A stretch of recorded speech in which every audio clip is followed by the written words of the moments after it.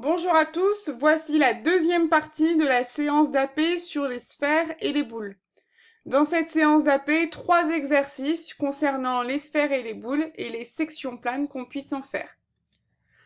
Dans l'exercice 3, on réalise la section de la sphère de centre A et de rayon AC égale 8 cm par un plan, qui est du coup représenté ci-dessous en couleur.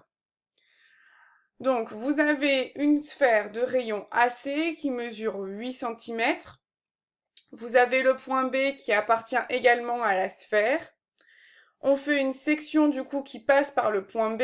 On obtient du coup une section en couleur ici.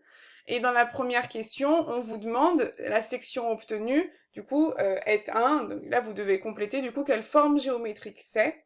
Et préciser pour cette forme géométrique qu'est-ce que le point H.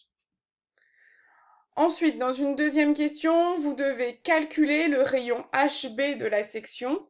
Et pour ça, vous devez utiliser du coup l'information 6 cm entre le point A et le point H et l'information 8 cm qui correspond du coup au rayon de la sphère.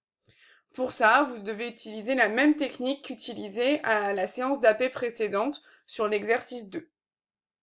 Faites pause du coup pour faire l'exercice 3.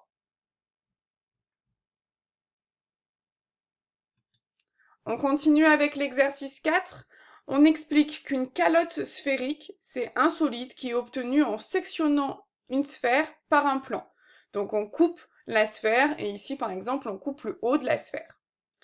On vous dit qu'un aquarium, ça a la forme d'une calotte sphérique, donc c'est une sphère à qui on a coupé la tête, de centre haut et de rayon 12 cm. Et on vous dit que l'ouverture de l'aquarium, elle est délimitée par un cercle, le cercle de centre H, et de rayon 3,6 cm. Dans un premier temps, on vous demande de dessiner en vraie grandeur le triangle qui est rectangle OAH.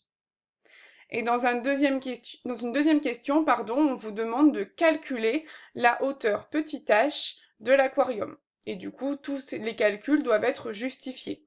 Là, il y a deux types de calculs différents à enchaîner. Donc faites pause pour faire l'exercice 4.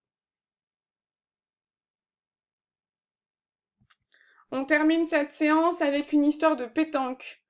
Donc on vous dit que Paul joue à la pétanque avec son grand-père et qu'il vient de pointer. Donc ça veut dire qu'il vient de lancer sa boule. Et la boule, du coup, elle est de 3,75 cm de rayon. Et on vous dit qu'elle a laissé dans le sol une empreinte de 2,1 cm de rayon. Vous avez ici un schéma qui est donné et qui est simplifié. Donc complétez le schéma avec les données de l'énoncé pour ensuite pouvoir calculer la profondeur d'enfoncement de la boule dans le sol, c'est-à-dire elle s'est enfoncée de la longueur AB et on vous demande du coup de calculer la longueur AB, toujours avec la même technique de calcul que à l'exercice 2.